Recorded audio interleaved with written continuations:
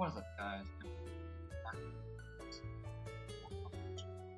Shining in the last for him in Russia. Wait, believe it's domestic town. Sir, actually take on 5th gym. We are getting through this game pretty quick. But yeah, we are indeed going to try and get to Celestial Town. We do have another encounter opened up to us now that we have beaten the 4th gym, obviously. So we're going to go ahead and go underground. And a Rolls could be good because you get Gallade or Gardevoir. Gardevoir might be nice with a fairy type, I think Gallade could be good fighting types. Okay, so this one will become a Gardevoir. This is our first encounter. We do catch it. Name it Desiree.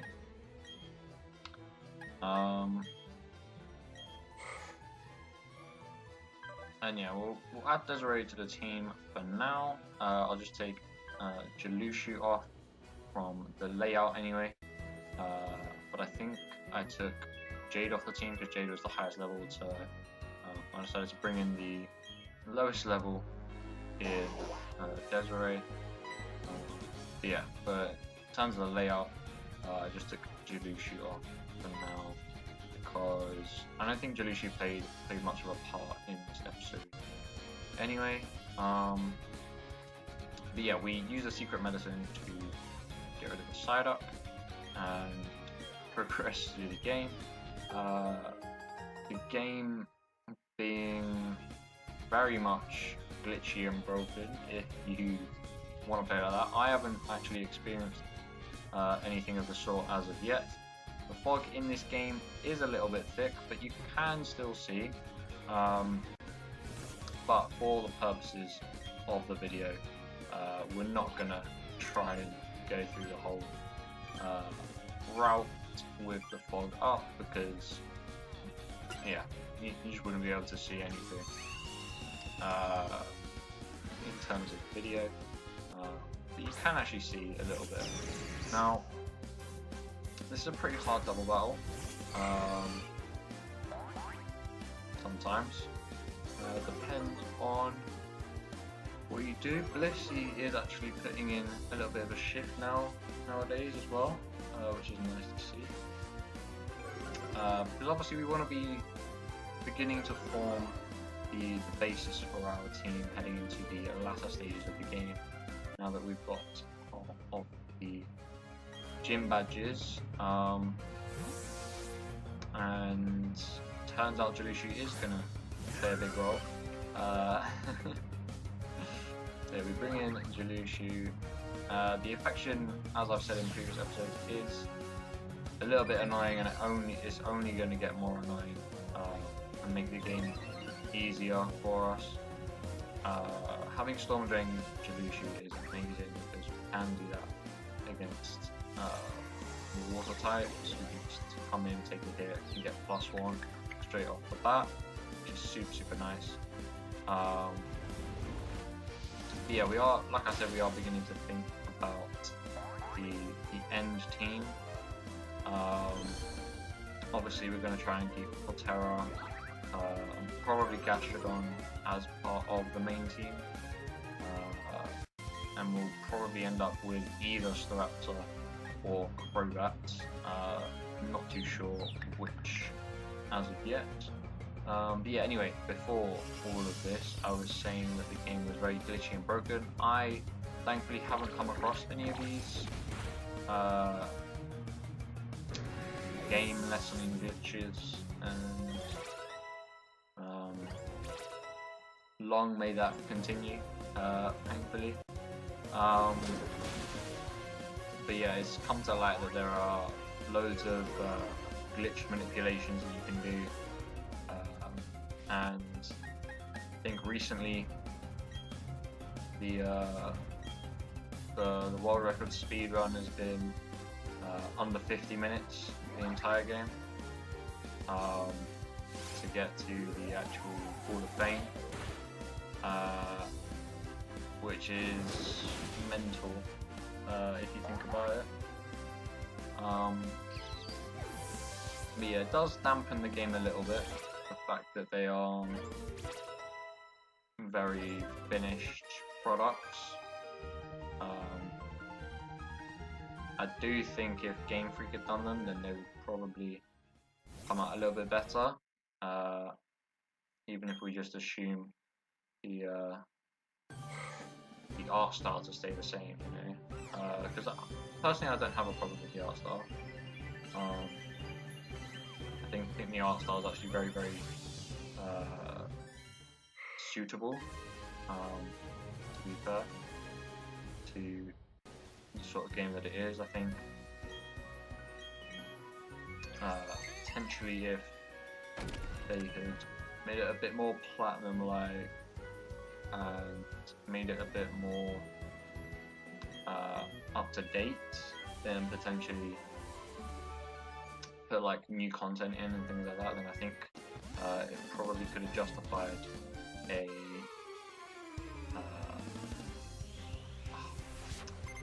an art style similar to that of maybe the last two generations, but because it is very, very, very much one-to-one, especially in terms of story, it is. I think the art style suits it. Yeah. Obviously, it would have been nice to have seen it in a different art style, but I think. Yeah, I don't see the problem with it, to be honest. I think the art style is the least of this game's problems.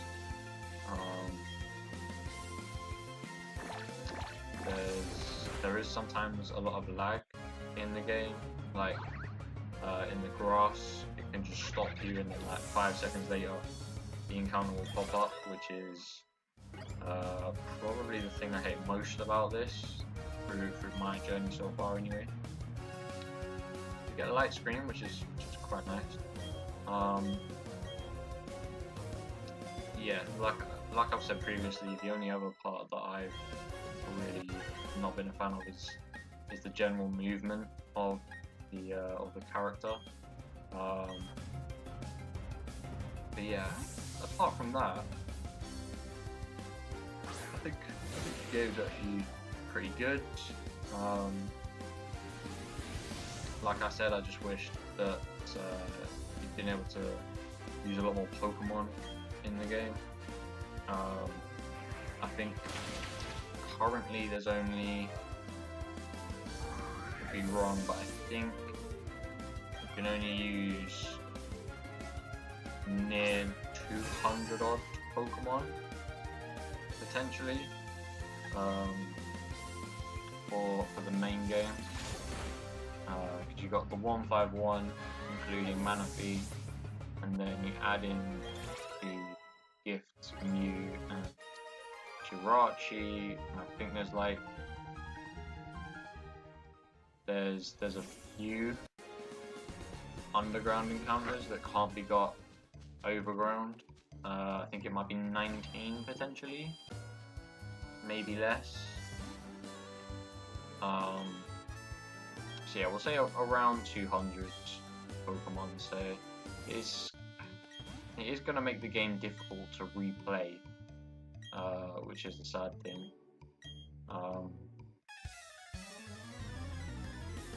Hopefully when home compatibility comes, it will open the game up a little bit more. You will be able to use Pokemon before the national dex is given to you. But then, likewise, you can probably do that now. I know that some people are beginning to do randomizers. I obviously have no idea how to do that. yeah, you probably won't see any Switch randomizers on my end for a while. I only just figured out how to do 3DS randomizers, so yeah, it'll be a while before you see such a playthrough on my end. But I think that's why this game is potentially quite good as well, because there's so much that the community can do with it in terms of modifying it. We could potentially see a new good fan-made game, perhaps from Drayano, but also from people that are doing games like Radical Red, Infinite Emerald, because it does make it a lot easier to work on. Apparently this game's run on something called Unity, which is a big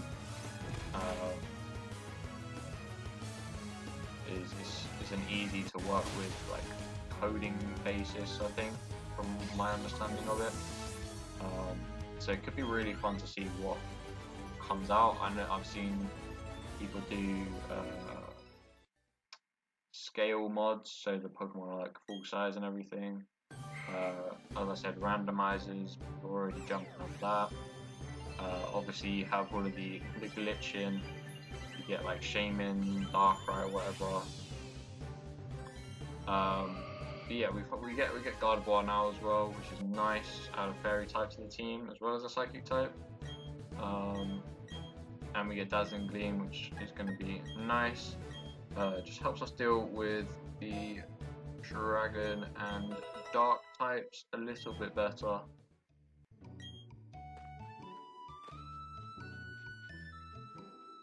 Yeah, we're in Celestica now.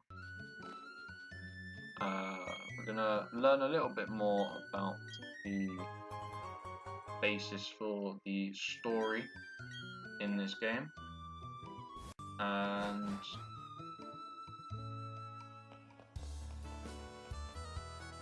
this is also going to allow us to gain access to Sir, which is going to be very important for the rest of the game, because that's how you progress, plain and simply.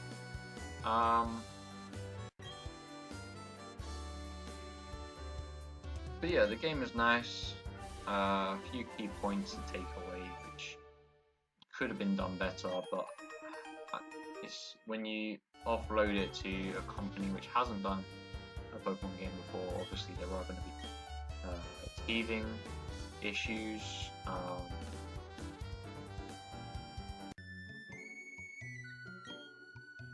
But to be quite honest, I wouldn't be like if they hadn't said that this was done by Ilka,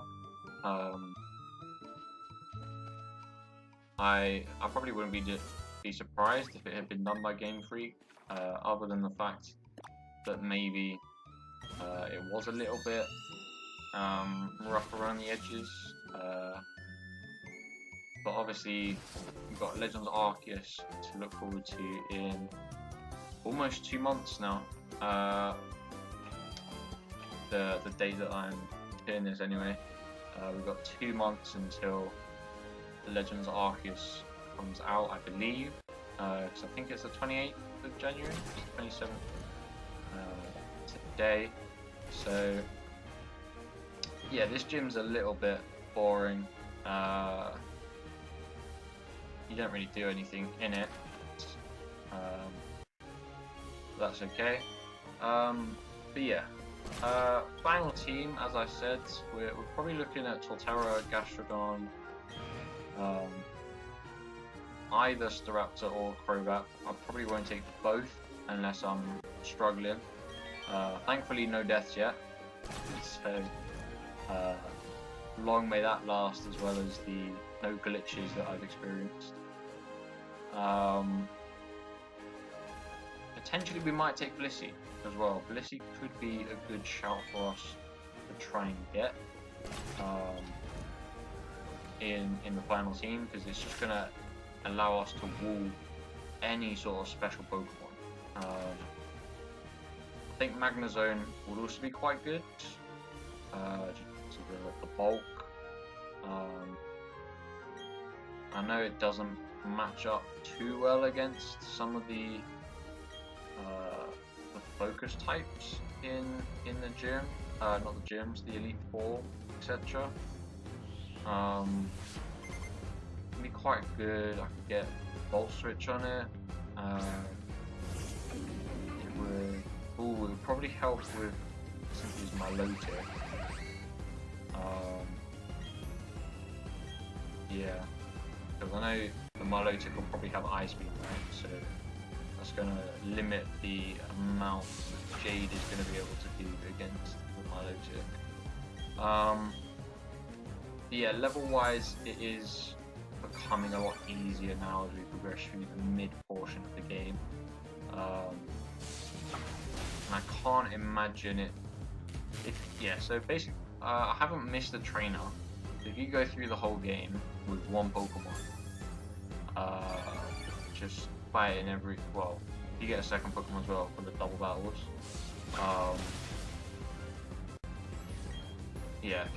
So if you pick a starter, you get something to counter its biggest weakness, then you just run through the game with that, then you should be okay, I reckon. I don't think, you could probably get to about level 70 maybe at the rate that I'm going, because we're level 40 at the 5th gym, pretty much. So if you had two, it doesn't scale up though, does it? So they would only be level 40, right? Yeah, okay. But yeah, I'm imagining that we get to the Elite Four somewhere around level 60 potentially. So for 40 now, we've got a while to go before the Elite Four. I can see us hitting 50 for like 7th gym quite easily, maybe. So then 60 by the time we get to Elite Four isn't massively outside the realm of possibility, I would say. We still got a few encounters as well. We've got a gift still to get, and then we have 4 more encounters to get on top of that gift. We're playing the gym quite well. Nothing really phasing us too much, and I don't think the 6th gym will be too much of an issue for us either, especially with our 2 ground types in particular. But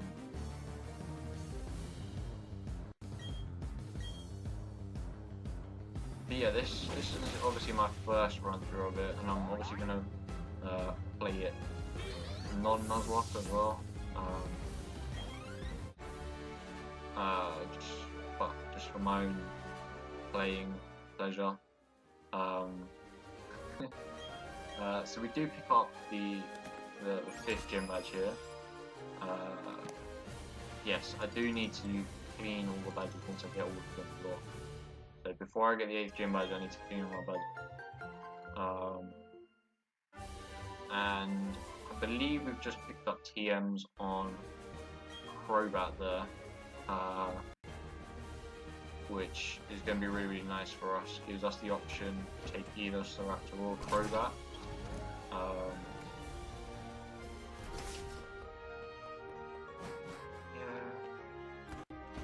I don't really know who I'd want to take, to be quite honest.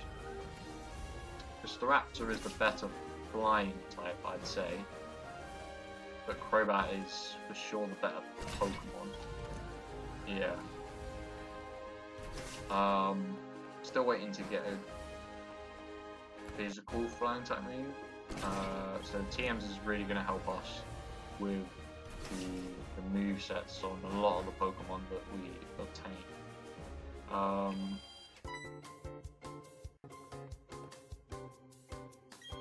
Hello, Cynthia. But yeah, I reckon if we just get to Hanalei, then that'll do us for this episode. Don't really see the need for us to massively go ahead.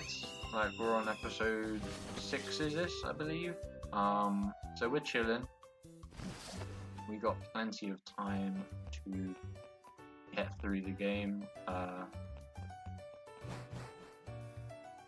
Yeah, I'm just enjoying it, taking my time. We're exploring everything, making sure to pick up any held items that are in this game, because there are very, very few held items that you can get before